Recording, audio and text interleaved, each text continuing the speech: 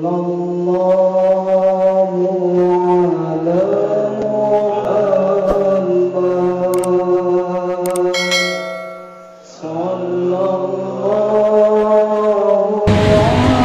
tujuan Allah buat kita di alam nyata?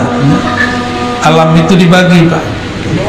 Ini namanya alamul mulk, alam nyata.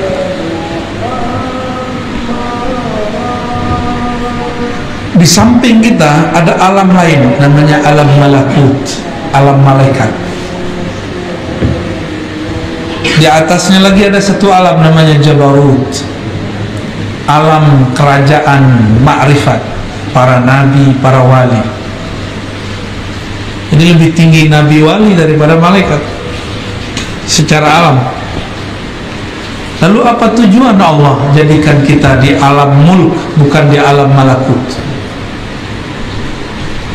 Manusia itu dipilih oleh Allah, inni ja'ilun fil ardi khalifah. Allah bertujuan menjadikan kita sebagai pentadbir alam yang mengurusi alam semesta, terutama bumi. Inni ja'ilun fil ardi khalifah. Ini kalimat di dalam surah Al-Baqarah. Sungguh aku hendak menjadikan di muka bumi khalifah. Apa arti khalifah? Pengganti yang tadinya sudah ada mengurus bumi, sekarang digantikan oleh manusia. Berarti sebelum manusia sudah ada makhluk lain. Ternyata dulu jin, disebut Banul Jan, keturunan Jan, itu sudah pernah mengurus bumi. Tapi dasar mereka tercipta dari api, kerjanya membakar orang mulu, tengkar mulu. Terjadilah perperangan di setiap tempat, bunuh-membunuh. Mereka dulu masih tubuh fisik. Ini kalau tidak ada Nabi Syith, kita sama jin bisa gambar-gambaran, Pak. Ini rumah gua, ini rumah lu, rumah aneh, Pak, ente gitu, ya. Ada yang lihat nggak? Enggak ya? Nggak lihat kan? Maka kalau ada sekarang orang bilang saya ngeliat jin, itu bohong. Yang dia lihat cuma energi-energi, ya, energi. Kemudian dibayangkan pakai pikiran dia, muncullah sosok. Kenapa? Karena Nabi Syith dengan asma huruf-huruf rahasia dari Allah, dia mengunci alam semesta, ya. Nabi Syith ini seorang nabi, keturunan Nabi Adam, lahir setelah Nabi Adam 400 tahun di muka bumi. 400 tahun baru lahir tuh anak namanya Nabi Syith. Ini ibu-ibu umurnya berapa? Ada yang 400 tahun? 400 tahun di bumi. Nabi Adam dan Sayyidatuna Hawa punya anak namanya Syith. Dia punya misi berputar di alam semesta untuk menutupi antara alam jasad manusia dengan alam jin. Kalau enggak, kita ini kaget-kaget ada melihat jin di genteng, ya kan? Lagi naik motor kayak mau ketabrak, minum-minum, oh nggak enak banget. Nah, kita bersyukur kepada Allah, Allah tutup itu. Kalau Allah sudah tutup, jangan minta dibuka. Pembukaan mata batin, ya salam. Itu bukan mata batin, ya. Itu pembukaan alam yang merepotkan, Pak. Sempit kalau alam ini kalau kelihatan begitu. Bapak tahu nggak?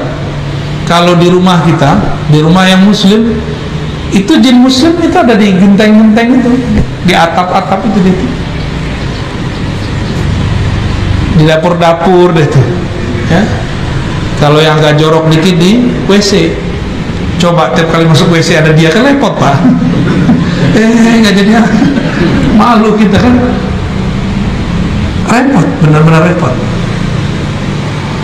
Jadi tujuan Allah sebenarnya tidak perlu punya tujuan, tapi Allah bermaksud untuk mengajari kita. Jadi Allah mencipta berbuat tanpa perlu tujuan. Karena tujuan itu hanya untuk yang tidak sempurna.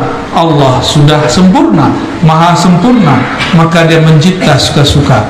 Jadi tujuan itu untuk kita, bukan untuk Allah. Linabluwakum ayyukum ahsanu amala.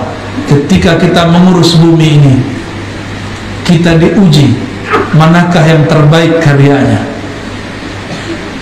Nablu itu artinya bala, bala artinya ujian. Kita semua lagi diuji. Dikasih pandemi, sabar nggak? Dikasih duit, syukur nggak? Dikasih sehat, maukah beramal? Dikasih sakit, apakah dia kemudian muhasabah? Ya? Malam tadi saya mau menyebut sifat 20. Apa bedanya dengan sifat 13? Ya sama. Sifat 20 itu dibagi sifat nafsiyah, yaitu wajibul wujud, al-wujud, lalu salbiyah, lalu ada ma'ani. Nah, digabung semuanya jadi 13.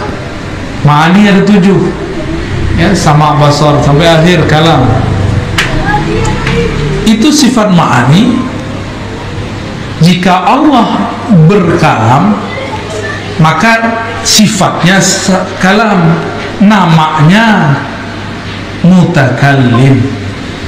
Allah mendengar dengan samanya, dengan sifat samanya.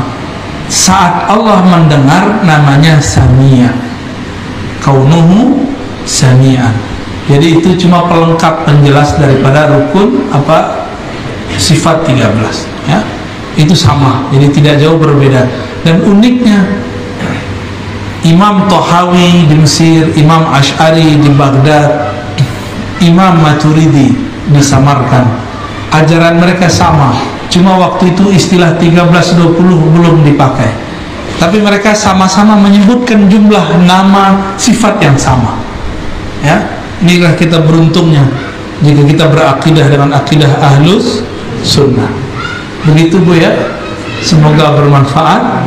Setelah ini kami ada jalan lagi.